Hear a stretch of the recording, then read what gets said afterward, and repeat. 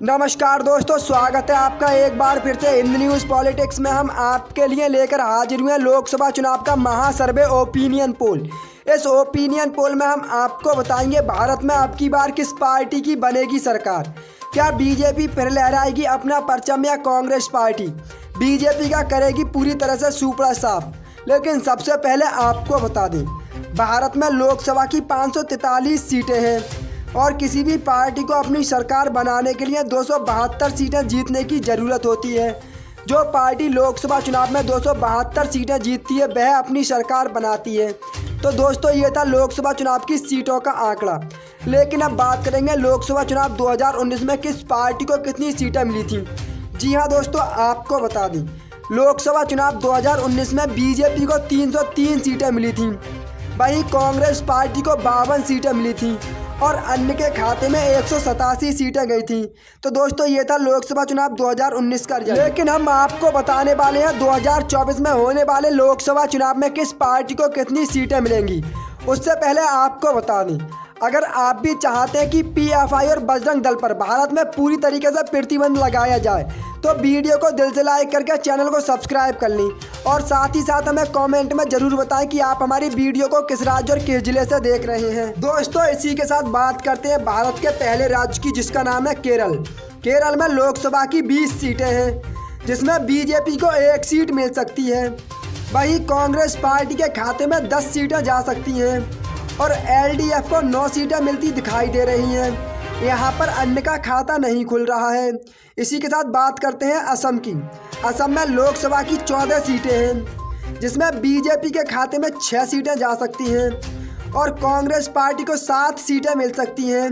AIU के खाते में 1 सीट जा सकती है, वहीं अन्य का खाता नहीं खुल रहा है। इसी के साथ बात करते हैं गुजरात की। गुजरात में लोकसभा की 26 सीटें हैं, जिसमें बीजेपी को 12 सीटें मिल सकती हैं, वहीं कांग्रेस पार्टी के खाते में भी 12 सीटें जा सकती हैं और आम आदमी पार्टी को 2 सीटें मिल सकती हैं। यहाँ पर अन्य का खाता नहीं खुल रहा है। वहीं बात करते हैं कर्नाटक की।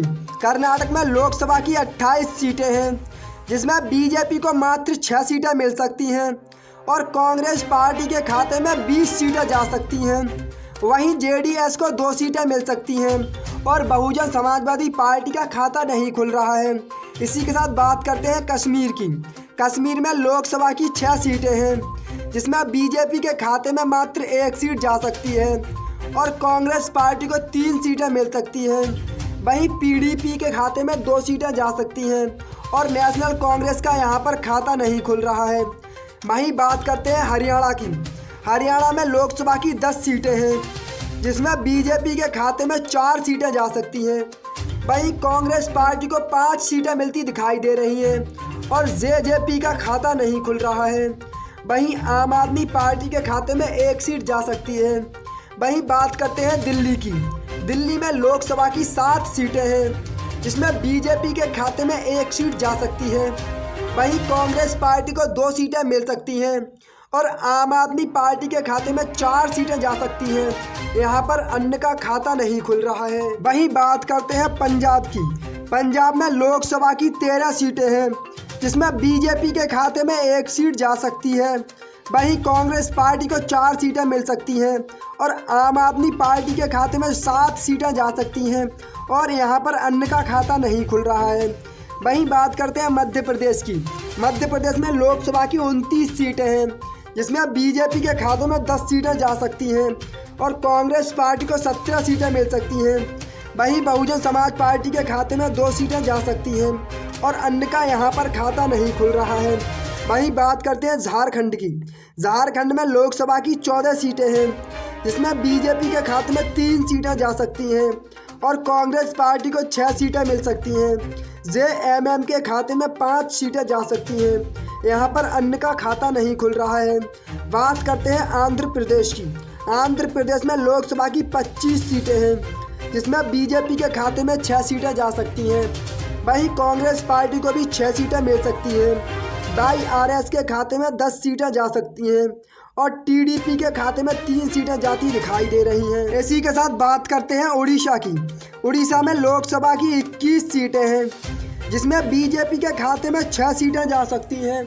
वहीं कांग्रेस पार्टी को 9 सीटें मिल सकती हैं और बीजेडी के खाते में भी 6 सीटें जा सकती हैं। यहाँ पर अन्य का खाता नहीं खुल रहा है। इसी के साथ बात करते हैं तमिलनाडु की। तमिलनाडु में लोकसभा की 39 सीटें हैं, जिसमें बीजेपी को 4 सीटें मिल सकती हैं। वहीं कांग्रेस पार्टी के खाते में 9 सीटें जा सकती हैं और डीएमके को 15 सीटें मिल सकती हैं।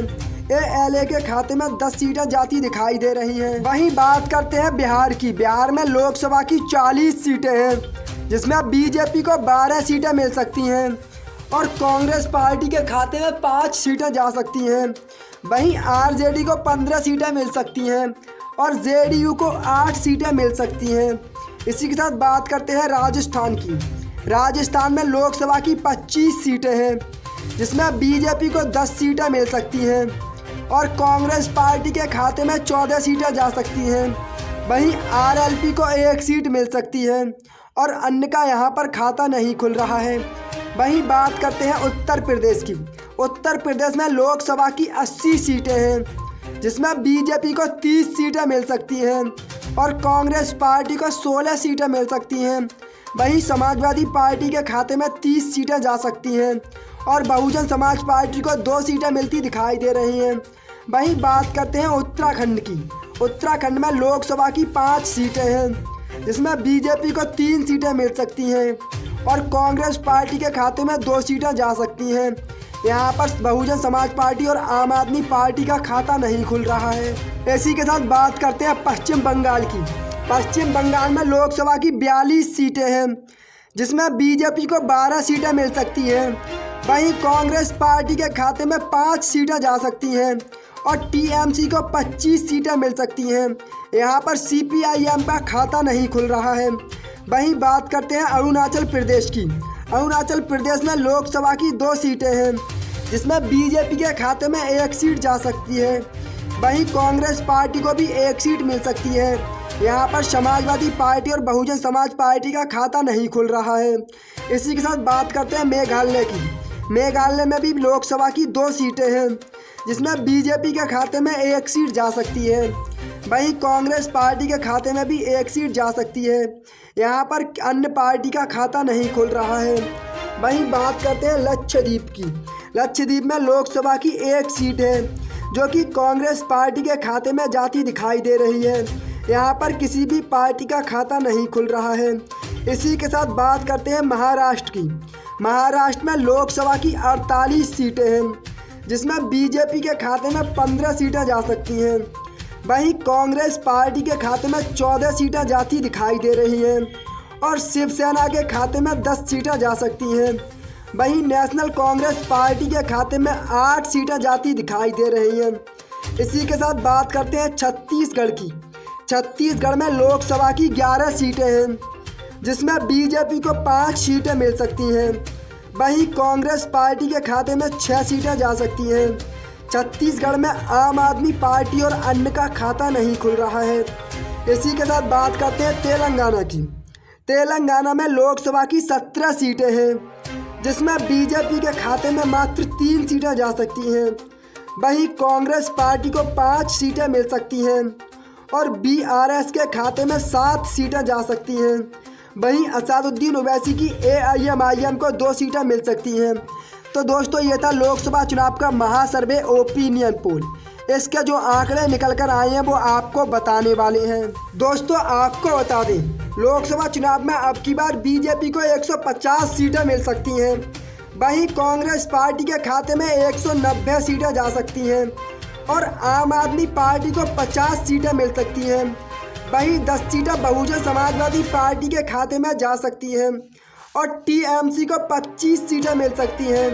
वहीं जेडीयू प्लस आरजेडी के खाते में 23 सीटें जा सकती हैं और समाजवादी पार्टी को 30 सीटें मिल सकती हैं और एआईएमआईएम के खाते में 2 सीटें जा सकती हैं। वहीं शिवसेना को 10 सीटें मिल सकती हैं और नेशनल कांग्रेस पार्टी के खाते में भी 10 सीटें जा सकती हैं। तो दोस्तों, अब की बार कांग्रेस पार्टी 290 सीटें जीतकर लोकसभा में अपनी सरकार बना सकती है। वहीं बीजेपी को अब की बार एक बड़ा झटका लग रहा है।